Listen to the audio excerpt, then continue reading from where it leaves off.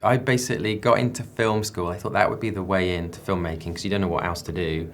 So I got a place in film school, and then the summer I went was the summer Jurassic Park came out in the cinema, and it changed everything. And it was clear that computer was going to be part of filmmaking from now on.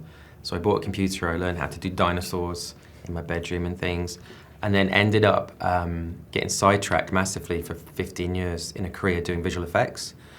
And I thought, oh no, I've wasted my life kind of thing. And then it turns out, having that skill set, it used to be like, you know, directors would come in from, everyone's on a different path through the film industry. Some people pick the camera, you know, some people pick writing, some people are editing.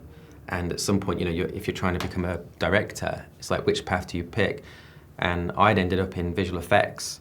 And so I thought, oh no, this was a dead end. It was a stupid thing to get into. And then it turns out when you know, these giant blockbusters, understanding visual effects is a really valid skill set, you know, and really helps you. And so it turned out, I made my first film.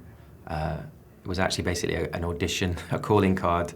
It was a monster movie set in, you know, Central America, and it was me trying to like show I could do something a little bit like Jurassic Park and that. I never expected in my life that that would eventually lead to being, you know, we just had the premiere for the movie, and it's a very, very surreal thing.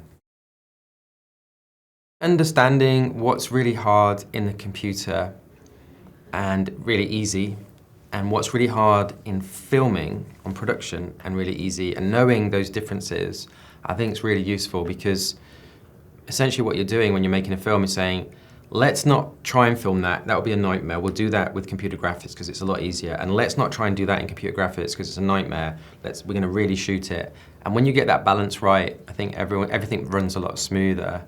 And just knowing, like, you're shooting and you know how hard or easy it is to get rid of something or change something that's in the picture.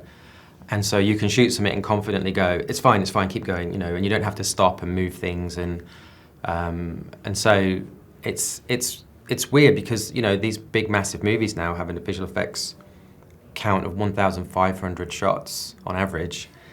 Jurassic Park, the original, had 60. But what's happening is there's just a little bit of blue screen behind a window or something like this, and so suddenly 200 more shots arrive because you've got to like put the sky in or something like this. And so we just lean on it more and more. It's just part of the tool of filmmaking, and I think that's great. You know, I feel like there's this weird thing that happens with filmmakers where, because of digital technology, you can now do anything you can imagine, right?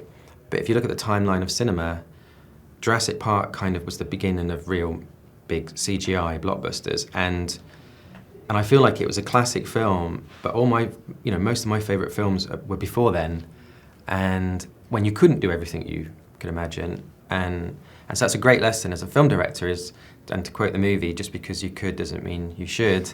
It's like how to be restrained with these really great tools and how to like use the audience's imagination and hide things and you know, like build on those big reveals. And so it's when you've got all these amazing tools, it's very tempting to just use them all the time.